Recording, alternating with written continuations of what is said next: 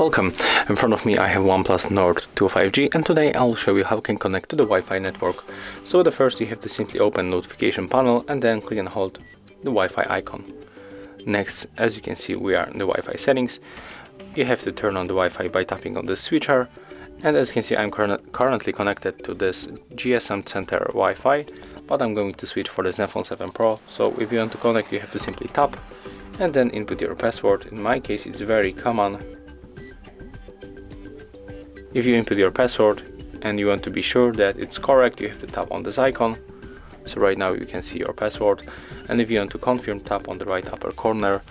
And as you can see, after a few moments we are finally connected. So right now you are able to use your phone with internet. So for example, I can open the YouTube, and as you can see, that's how it works. If you find this video helpful, remember to leave a like, comment and subscribe.